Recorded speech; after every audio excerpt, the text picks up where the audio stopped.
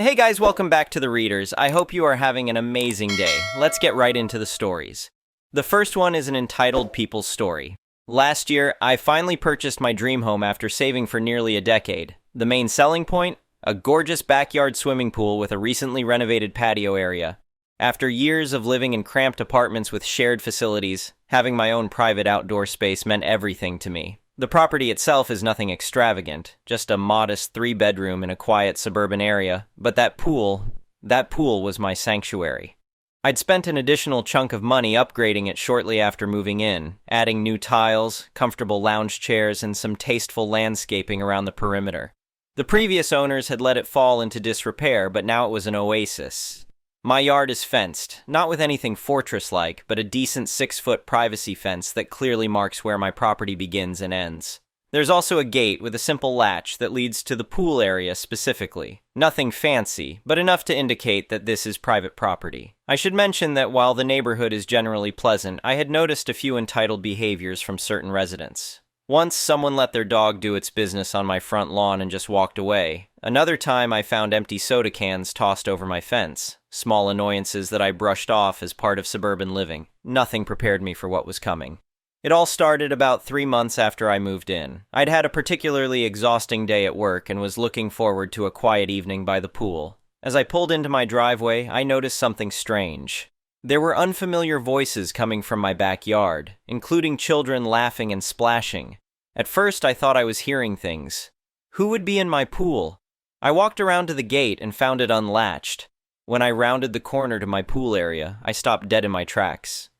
There was a woman I'd never seen before, lounging on my favorite chair, while her 2 children, maybe 7 and 9 years old, splashed around in my pool. They had an entire setup going on my patio, with towels, snacks, drinks, and even pool toys that weren't mine. I stood there for a moment, genuinely confused and wondering if I'd somehow entered a parallel universe where my home wasn't actually mine.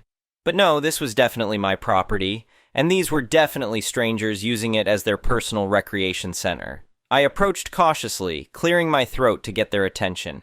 "Excuse me," I said, keeping my tone polite but firm. "This is a private pool. I'm afraid you can't be here." The woman lowered her sunglasses and looked me up and down as if I was the intruder. She had that perfectly styled, "Can I speak to the manager" haircut that has become infamous on the internet. "We're just using the pool," she replied dismissively before turning her attention back to her magazine. "Yes, I can see that," I said, my politeness starting to strain. "But this is my private property. This isn't a community pool."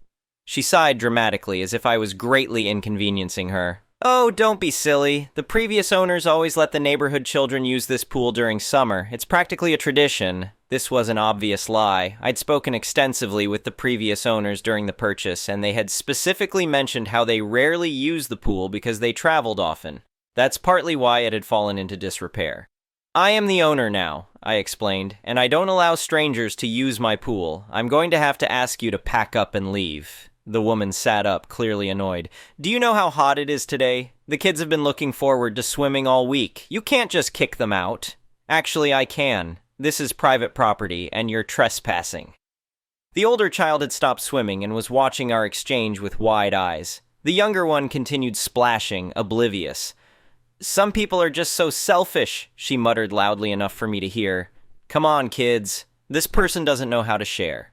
She gathered their things while making a show of how inconvenienced they were, all while muttering about community spirit and unfriendly neighbors. The children whined as she hurried them out, still dripping wet. As they left through my gate, I heard her tell her kids not to worry, that they would come back another time when I wasn't home. I couldn't believe what I was hearing. Was she seriously planning to trespass again?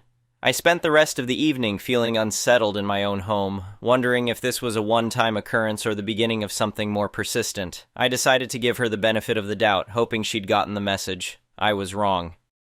2 days later, I came home a bit earlier than usual and found not just the same woman and her 2 kids, but now she had a friend with her, along with 2 more children. They had music playing from a portable speaker, a cooler full of drinks, and even more pool toys than before. This time, I wasn't nearly as polite. "This is private property," I stated firmly as I approached the group. "I told you this before. You are trespassing. Please leave immediately." The woman, whom I'd started mentally referring to as Pool Karen, rolled her eyes at her friend. "Here we go again," she said. Then to me, "Look, there's no need to be so uptight. We're just enjoying the nice weather. The kids aren't bothering anyone." "They're bothering me," I replied. "This is my home, my property, and my private pool. You don't have permission to be here." Her friend looked uncomfortable, at least having the decency to seem embarrassed. But Pool Karen doubled down. "Actually," she said, pulling out her phone, "I looked up the local bylaws. If a pool is visible from the street, it's considered a shared neighborhood resource. You can't keep people out." She waved her phone at me as if it contained this fictional regulation. I almost laughed at the absurdity. "That's not a real bylaw. You made that up." "Are you calling me a liar?" she demanded, her voice rising. The children had stopped playing now, all eyes on the adults. "I'm saying you're mistaken," I replied, trying to keep my cool. "This is private property. Please leave now, or I'll have to call the police to report trespassers." She stood up, gathering her things dramatically. "This is discrimination. You're discriminating against children who just want to swim. I'm going to report you to the Homeowners Association. My husband's cousin is on the board, you know." I wasn't part of an HOA, another benefit of my particular property that I'd specifically sought out when house hunting. As they were leaving, one of the children knocked over a ceramic planter I had by the pool, breaking it. "You shouldn't have unsafe decorations near water anyway," Pool Karen snapped when I pointed it out. "That's a liability." "You'll be hearing from us," she shouted as she ushered everyone through my gate. "I know my rights." After they left, I immediately installed a padlock on the gate. It wasn't the most sophisticated security measure, but I hoped it would send a clearer message than the unlatched gate had. I also ordered some private property and no trespassing signs online to make the situation unmistakably clear. But over the next week, I began to notice signs that someone was still accessing my pool when I wasn't home. I'd find wet footprints on the patio, pool toys that weren't mine, and once, a half-eaten bag of chips floating in the water. The lock on my gate appeared to have been tampered with, though they hadn't managed to break it. Instead, I suspected they were climbing over the fence at a spot where a large tree made it relatively easy to do so. The signs I'd installed were ignored, and one morning I found one of them bent and tossed aside. This was becoming ridiculous. I decided to install security cameras covering the pool area and the fence line. They weren't expensive, just basic models that would alert my phone when they detected motion. I also ordered a second, more visible camera to mount directly facing the pool as a deterrent. The day after installing the cameras, I received a motion alert on my phone while at work. I checked the footage to see Pool Karen and her kids once again in my backyard, this time actively trying to pick the lock on the pool gate. When that failed, she boosted her children over the fence and then climbed over herself, using the tree branch I'd suspected they were using. I saved the footage and decided that next time, I would call the police. This had gone from annoying to genuinely concerning. But before I could take that step, things escalated in a way I didn't expect. It was a Saturday afternoon, and I was in my yard doing some gardening, not even using the pool. Suddenly, a police car pulled up in front of my house. An officer approached my front door and rang the bell. When I answered, he introduced himself politely and explained that they'd received a complaint about me threatening neighborhood children and denying them access to a community resource. I was momentarily stunned. Then I spotted Pool Karen standing near the curb, her two children beside her, all three looking distressed and victimized. She had actually called the police on me. "Officer," I said calmly, "I believe there's been a misunderstanding. This is my private residence, and that woman has been repeatedly trespassing on my property to use my pool without permission." The officer maintained a neutral expression. "She claims this has been a neighborhood pool for years, and that you've been threatening her and her children for using it." "That's completely false," I replied. "I have documentation proving I own this property, including the pool. I've asked her politely multiple times to stop trespassing. I've installed signs and locks, which she's ignored or damaged. I even have security footage of her breaking into my pool area just yesterday." Pool Karen chose this moment to approach, putting on a show of being upset and fearful. "Officer, he's been screaming at my children just for wanting to cool off. This pool has always been for everyone in the neighborhood. Ask anyone. He's trying to privatize a community resource." The officer looked between us, clearly trying to assess the situation. "Do you have proof of ownership?" he asked me. "Of course."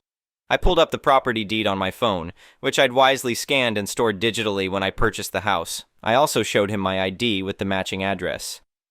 "And I can show you the security footage right now," I added, opening the camera app. The officer reviewed both, then turned to Pool Karen with a significantly less sympathetic expression. "Ma'am, this is clearly private property. There's no record of this being a community pool, and the deed shows this is a single-family residence with all features belonging to the homeowner." Pool Karen's face transformed from victimized to indignant in an instant. But everyone used to use this pool before he moved in. It's not fair that one person gets to keep it all to themselves when there's so many kids in the neighborhood who need a place to swim, the officer was firm. That's not how private property works, ma'am. If the previous owners allowed people to use their pool, that was their choice. The current owner is under no obligation to continue that arrangement, if it ever existed at all, he turned back to me. Have you explicitly told this woman she's not permitted on your property? Multiple times, I confirmed. And I have signs posted as well. The officer nodded and returned his attention to Pool Karen. Ma'am, I'm issuing you a verbal warning for trespassing. If you enter this property again without the owner's permission, you could face formal charges. Do you understand? Pool Karen's face turned an impressive shade of red. This is ridiculous. We'll see what the Homeowners Association has to say about this. There is no HOA in this neighborhood, I informed both her and the officer. That's another reason I chose this property. The officer seemed to be suppressing a smile at this point. He reiterated the warning to Pool Karen, advised her to leave immediately, and told me to call if there were any further incidents. As they walked away, I could hear Pool Karen still protesting, but her voice grew fainter as the officer escorted her off my property. The children looked confused and embarrassed by their mother's behavior. I thanked the officer for his help, but I had a feeling this wasn't over. Pool Karen had been publicly humiliated, and people like her rarely accept defeat gracefully. I was right. The very next day, I received another alert from my security cameras. Pool Karen was back, this time with just her kids, trying the gate again and finding it still locked. The video showed her instructing her children to go around to the tree access point. This time, I was prepared. After the police visit, I'd implemented what I called Operation Public Pool Experience. First, I'd installed motion-activated sprinklers around the perimeter of the pool area, positioned to spray anyone climbing over the fence or approaching from unauthorized entry points. They wouldn't hurt anyone, just deliver a surprising and unpleasant shower. Second, I'd added a heavy-duty pool cover that required a special tool to remove, secured with a combination lock. And third, for a bit of extra visual deterrence, I'd floated dozens of rubber ducks on the pool surface beneath the cover, making it look like some kind of bizarre art installation rather than an inviting place to swim. The security footage captured everything beautifully. Pool Karen helped her older child start climbing the fence, only for both of them to be suddenly blasted with water from the motion-activated sprinklers. They screamed in surprise, the child falling back into their mother's arms. Soaking wet and furious, Pool Karen tried another approach, only to trigger a different sprinkler. After several drenched attempts, they gave up on climbing over and retreated to the front of my property. That's when I heard angry pounding on my front door. I opened it to find Pool Karen, dripping wet and livid. "You did that on purpose!" she shouted. "You set sprinklers to attack my children! I'm calling the police again!" "The sprinklers are to water my plants and deter trespassers," I replied calmly. "Which you were explicitly warned about yesterday by that officer. Would you like me to call him again? I have fresh footage of you attempting to trespass after receiving an official warning." Her face contorted with anger, but I could see the realization dawning that she was in a losing position. "This isn't over!" she hissed before storming off, her confused children trailing behind her. True to her word, about 20 minutes later, the same police officer from yesterday arrived at my door. This time, he looked more annoyed than neutral. "Got another complaint," he said wearily. "Something about booby-trapping your yard with water cannons to attack children?"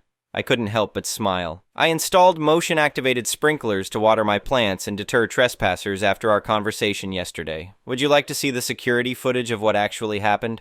He nodded, and I showed him the video of Pool Karen directing her children to climb my fence, their encounter with the sprinklers, and their retreat. The officer sighed heavily. "This is after I explicitly warned her about trespassing yesterday?" "Yes, sir." Less than 24 hours later, he shook his head. "Wait here, please." I watched from my doorway as he returned to his car, where Pool Karen was waiting with her children. Their conversation was animated, with Pool Karen gesturing wildly and the officer maintaining a stern posture. After a few minutes, he handed her what appeared to be a formal citation. When he returned to my door, he confirmed my suspicion. "I've issued her a formal citation for trespassing. I've also made it clear that if she returns to your property again, she risks arrest. You might want to keep those cameras running for a while, just in case." I thanked him sincerely for his help. As he was leaving, he paused. "Nice touch with the sprinklers, by the way. Non-harmful deterrent. Smart." For the next few weeks, I kept expecting more trouble, but it seemed the combination of public humiliation, a formal citation, and the threat of arrest had finally gotten through to Pool Karen. I occasionally spotted her glaring at my house when she drove by, but she never set foot on my property again. The motion-activated sprinklers remained in place, though I adjusted them to a less aggressive setting once I was confident that trespassing had stopped. I kept the rubber ducks too, as they made me smile every time I uncovered the pool for a swim. Word about the incident spread through the neighborhood, as these things tend to do. Several neighbors made a point of stopping by to introduce themselves properly, some even apologizing for Pool Karen's behavior. She's tried similar stunts with other neighbors, one elderly gentleman told me, but never quite this boldly. Good for you for standing your ground. As summer progressed, I was finally able to enjoy my pool in peace.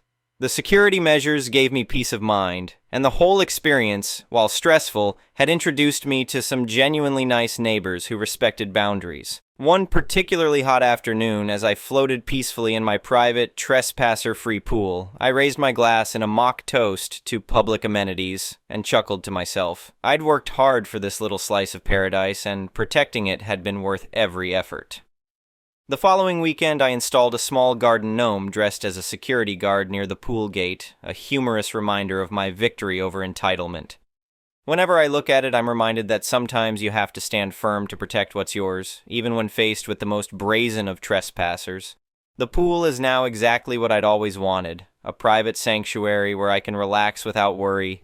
Having firmly established that no, this is not a public pool, this is my gated property, and yes, I certainly taught them a lesson and came out on top. The next one is a pro-revenge story, so this happened a long time ago, it's probably okay to post here. It was November 2009, and I was jamming to I Got a Feeling by the Black Eyed Peas, looking for a cheap apartment. I find a great ad in Craigslist and arrange for a viewing. I meet the landlady, a portly shrew with a Betty Page haircut. I wasn't here for the company, however, but for the cheap room. It's not great looking, but it is cheap, so I tell her I am interested. She tells me the place is mine if I can get a deposit by end of day. Sweet. I rip to the bank and grab the $450 needed, a half a month's rent. She and I cross-sign a standard lease and ask when I can get a key to move in, and she says a couple days as the current tenant has yet to collect all of their stuff. So I am sleeping on the couch at a buddy's pad for now, and so I just chill, seeing sights, enjoying the first few weeks in a new city. A couple days roll by, and I haven't heard from the landlady, so I get frustrated and leave a few salty voicemails, but alas, I was ghosted. Finally, she leaves me a voicemail and says she's sorry, but she cannot rent the place to me. I start to get angry. But I am a pretty cool customer, so I do the research, find out my rights in an unfamiliar new municipality, and discover that if someone backs out of a lease without a legal reason, the other party is entitled to double the deposit they placed, so I figure she owes me about $900 clams. I leave more messages and emails, again with the ghosting, not answering the phone, no responses via email either. I get fed up. Now I had just accepted a new job, but it didn't start until the turn of the month. I would guess it's about the third week of November 2009. I have some spare time, so I hop on the bus, buy a magazine, and sit at the bus stop across from the rental house and just wait. And wait. For a couple hours I waited, but man was it worth it. I see her showing the unit to another smart mark. I hold my cool and wait for her to finish with her newest renter and make my way over to the house to confront her. As soon as she sees me, she starts to wail about how the tenant changed their mind, blah blah blah, and that's why she couldn't rent to me. I've heard enough. I square my stance directly opposite this clearly upset charlatan. Now you listen to me. You will get me $900 as required by law by the end of the day, or I will go directly to the police station and let them deal with you. She turned white. For a minute I thought she was going to puke on the ground right there in front of me. She says, "Hold on, I will get you your money." I remember thinking, crap, that was easier than I thought.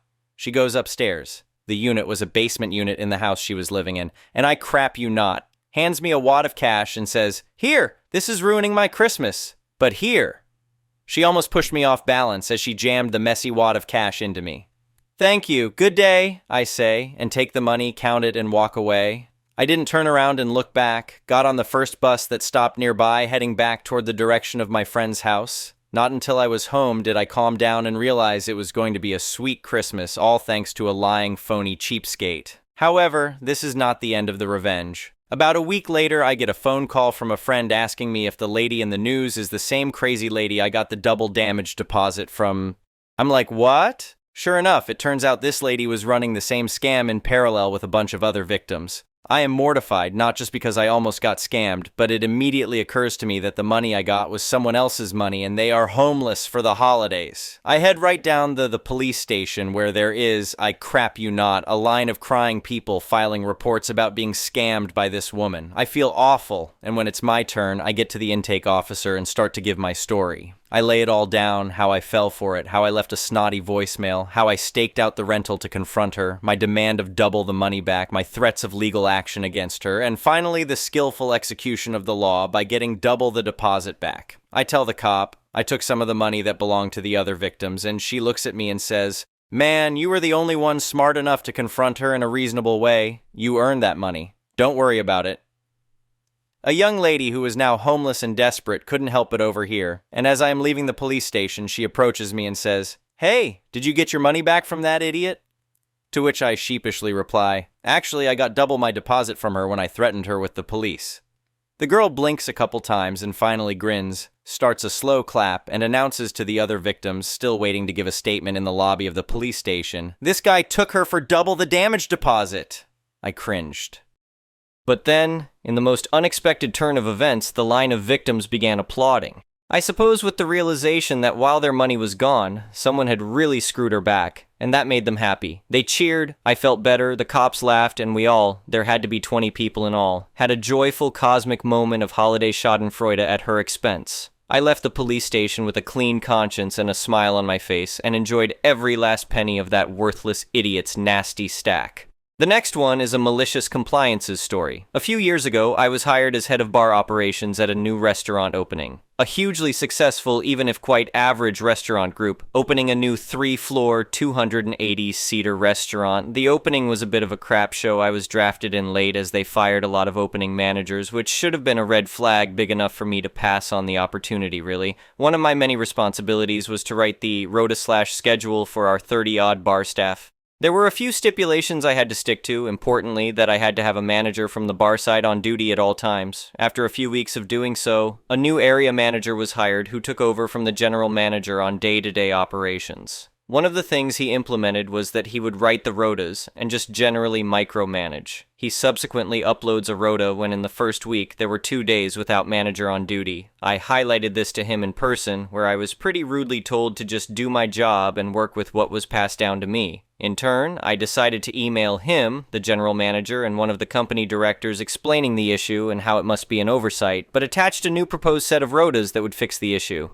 The next day, the new area manager pins me in the office and again tells me how I'm going above my station and should just do my ducking job and adhere to the rota. He said he'd amended and sorted it all. So I did. The following day is my day off. There was no manager on duty and a general lack of staff in the building. My phone starts going off from 8 a.m., and at about 2 p.m., I decided to respond to some of the messages and highlight how I was doing what I was told. The next day, the area manager requests a sit-down meeting with a witness and fires me, something he didn't have approval to do given I don't report to him. I get my dismissal paperwork via email and naturally say I have some issue with it due to the reasons I've outlined and have the receipts to prove it. I ended up getting a pretty decent payout due to being unfairly dismissed. Another few days later, the new area manager has moved on from the business with immediate effect. I don't think he was able to find work throughout most of COVID subsequently. The next one is an entitled people story. I was traveling with my boss to a conference held at a hotel in Las Vegas. Before the first meeting of the day, we stopped at a little cafe in the hotel complex for breakfast. I had a bagel, she had a croissant and a fruit salad. She only ate about half of the fruit salad and said she didn't want to waste the rest of it. So she was going to the counter of the cafe to ask them to write her name on it and put it in the fridge for her to pick up later. I said, "My room has a little fridge, doesn't yours? If not, I can keep it in my fridge for you." She said, "Nah, I don't feel like going all the way back up to my room. I'll just have them save it for me." I argued that food safety laws don't allow them to take back food once it's served, but she told me that doesn't apply to situations like this, and like I said, I'm gonna have them write my name on the container. The teenage counter girl told her what I said, that she couldn't take the food back for liability purposes.